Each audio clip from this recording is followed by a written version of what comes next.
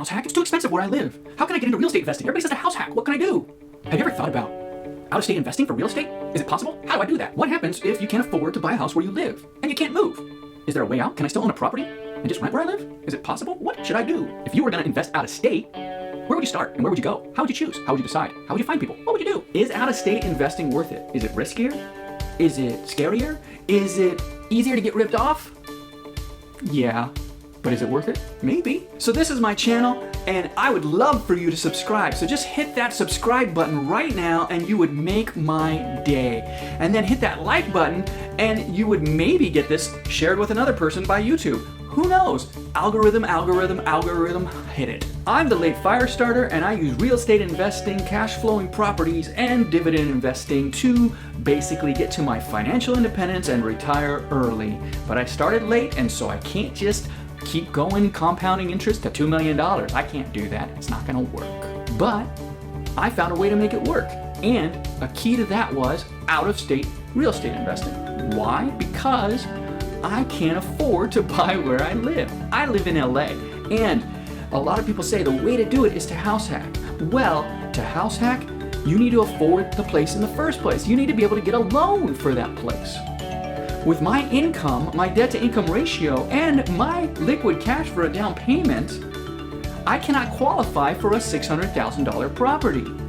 The cheapest duplex that I have found in this whole area was for $630,000 in the city of Inglewood. And I have no idea the condition of it, and it's not the greatest area. Yes, I'd be able to qualify with the rent for the other property or the other unit.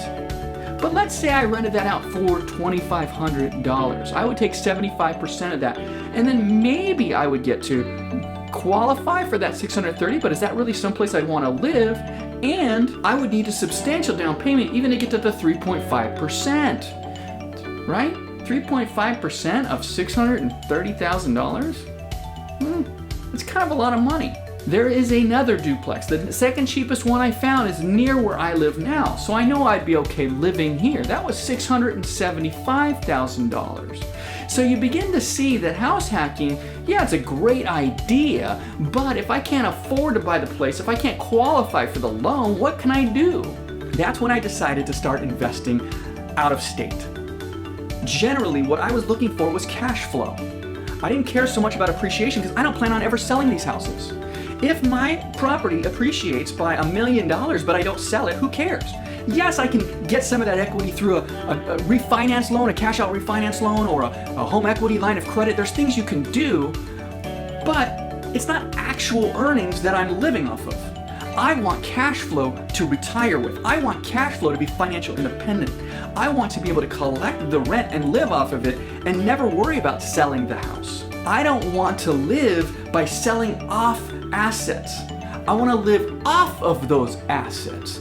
And so appreciation would be great if I was selling, but then I wouldn't have the asset anymore. And so I didn't care about appreciation. What I wanted was cash flow. And so I researched where are the best cash flowing places to invest. And surprise, surprise, they're all in the Midwest. They're all in the middle part of America. Why? Because that's where the prices on the properties are so much lower that all of a sudden you get much higher cash flowing rates. However, you have to be careful because you can buy a $30,000 property and lose money on it. Even if it's renting out for $600 a month, you're getting 2% of the price to rent ratio. You're not going to find that in major cities like LA or New York or even Miami. You're not going to find that in those places. So you go to the Midwest, you get these 2%, and it only costs $30,000. It's like less than some cars, right? And so you buy this house and boom, you're making $600 a month. But are you? You've got to pay for management because you're not there. That's $60. You got to pay for insurance. You got to pay for maintenance. You got to pay for vacancy. All of a sudden, because it's a $30,000 house neighborhood, they stop paying. So now you got to pay for eviction. Then you got to pay for repairs. And all of a sudden, yes, you're getting paid $7,200 a year, but all of a sudden, you didn't cash flow anything. You look at your books and you realize, this property cost me $500 this year when all is said and done. Okay, so out-of-state investing, easy price points for some places. Higher rent ratios, 2%, sometimes 3%. It gets crazy. Cash flowing numbers on paper. But that's just the thing. It's on paper. You need to make sure these places don't have incredibly deferred maintenance. Some of these people who sell to out-of-state investors, they wait until the roof needs to be replaced, the furnace needs to be replaced, the water heater needs to be replaced. They wait until the foundation issues cannot remain okay anymore and they need to be fixed, right? And so all of a sudden they go, look, I need to sell this place because to keep it's going to cost me another $20,000. So if I sell it to some out-of-state investor, they can take it off my hands and they can pay for all of that. And all of a sudden you're making $7,200 a year minus all those things. So maybe you're making $3,000 a year. But you got to replace that roof, you got to replace the furnace, you got to replace the water heater, you got to fix the foundation, you got to, and all of a sudden you spent $20,000, but you're making $3,000 a year. So in 7 years, you make your money back. But in 7 years, all of a sudden there's new problems and you have vacancy and all these things happen. So you have to make sure that you're doing your due diligence and you're finding good places. When I went and looked at high cash flowing markets, I had a number of markets that came up, right? Cleveland is a popular one. Memphis is a popular one. Indianapolis is a popular one. And if you notice, they're all in the middle of the country. Well, I went and I found a website called biggerpockets.com, which is a real estate investor community.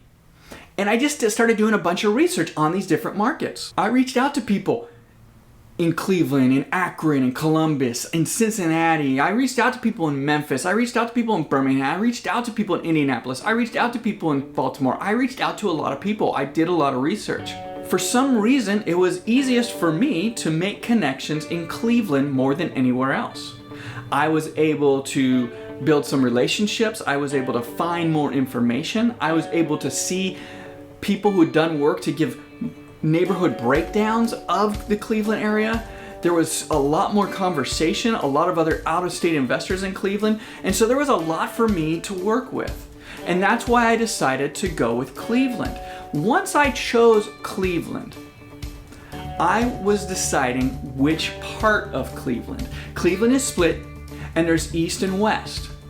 And so basically, everybody that I had talked to, and most of what people had said, was stay west. East there's opportunities there, but it's way too tricky and it's way too hard to make it work. So stay to the west of Cleveland. So I looked at the west side of Cleveland and I wanted to find a place that cash flowed, but that wasn't a war zone. I wanted to find a good, what they call C neighborhood. Investors will rate neighborhoods, investment neighborhoods, with letter grades, A, B, C, D, F. And it's just what it sounds like. An A neighborhood is mostly owners. There's not going to be many renters there. And you're going to get premium renters if you have a property there. You're going to have very few problems. You're going to have some appreciation. C is more renters than owners. And then B is in between. As you move down the scale, your appreciation potential goes down, your problem potential goes up, but your cash flow potential goes up. And so A is the least cash flow potential, but also the least problem potential and the most appraisal higher potential. C is right in the middle. I don't want D, I really don't want F. I don't want a place that's gonna have people stealing my water heaters every day. I don't want a place where I need bars on the windows. But I don't want a place that I'm not gonna cash flow. So I did a lot of research and found what I thought was the sweet spot. It's a neighborhood in Western Cleveland called Old Brooklyn. To the north was a little too gritty for me. To the south was a little too expensive for me. And so this was just a sweet spot where it was a desirable place to live, but it was still a C neighborhood. So I was able to get my first duplex in there for $51,000. And it was currently rented with tenants in there paying $550 in one unit and $575 in another unit. And so if you look at that, $51,000, 1% of that would be $510. If both units were rented at $510, I'd be at 2% of my purchase price, and instead I was above 2% at the purchase price. So I went and I got a 30-year conventional loan. I went and put down 25% because that's what you have to do with investment properties, and I just started cash flowing. I've spent very little on that place, and I have the same tenants that have been in there. Just the only difference is one's paying $600 now and the other's paying $575. And so that has been a great cash flowing property for me. But the next few I bought, I made some mistakes. I thought I knew what I was doing and I got burned. But that's going to be for another video. Thanks for watching. If you have any questions about out-of-state investing or experiences, go ahead and check the notes before. I'm putting some links to the places like Bigger Pockets. And please comment. Once again, if you haven't, subscribe to the channel so you know about those mistakes that are coming. And go ahead and hit that like button for me. That would be amazing. Have a wonderful day.